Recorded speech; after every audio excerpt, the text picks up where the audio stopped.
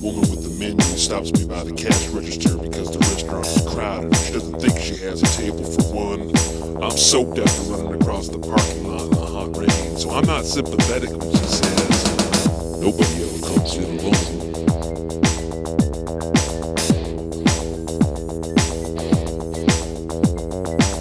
Try Mr. Pelham, she says. Mr. Pelham is an old guy, looks about 50. At the neck of his raincoat, only the topmost button is undone. The bright starched, tightly buttoned collar of a white dress shirt is visible. He isn't wearing a tie. On the table, half covering the chrome wire rack of sugar packets, there's a black hat with a rib band. I remove my raincoat and drop it onto the floor next to the second chair. Thanks, I say. I don't want to bother you. But there's no place left to sit. My name's Harold. Sometimes I'm called Soup. Pelham's hair is thin, sticking to his scalp. I'm waiting for somebody, he says. You'll have to move when she comes.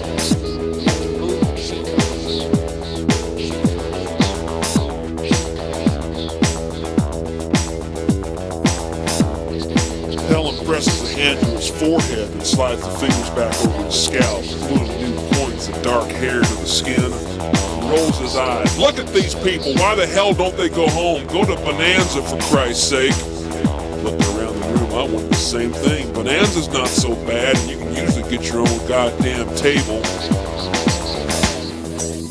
Pelham looks at me for the first time since I sat down. What are you doing here, Mac? You're out of town and it's raining and you're here alone? Don't that be all? Where's your beautiful wife? Where's your beautiful house?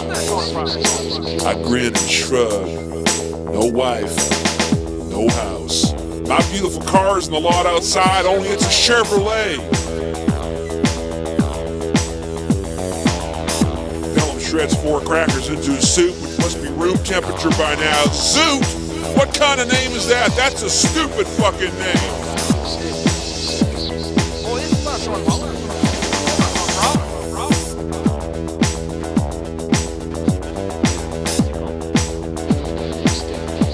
I know a guy named Stick, Pelham says, and I used to know a guy named Nibble. But he got his throat cut on a rig in the Gulf. Stick's a bowling champion somewhere. Little Rock, maybe. He got himself set up with a bar called the 710 Club. Something like that. Pelham flakes more crackers into the dish, and soup is beginning to look like day-old cereal. Stick, I repeat. 2 couples come in together and are seated at a table against the far wall. I catch the eye of the woman with the menu, and she tosses her head a little to indicate that she gets the message. You're Stick, and you're Soup. And I'm Blink because I never do. Ain't it wonderful?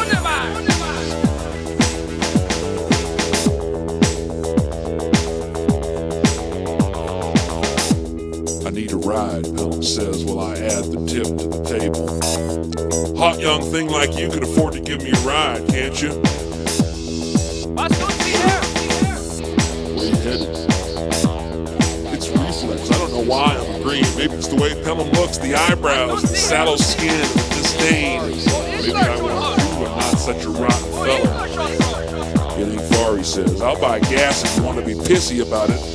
I gotta meet somebody. Of course, if you're too busy, I'll just crawl. First thing I do when I get the car started is look at the gas gauge. Half a tank, plenty. Then I turn on the windshield wipers and turn off the radio.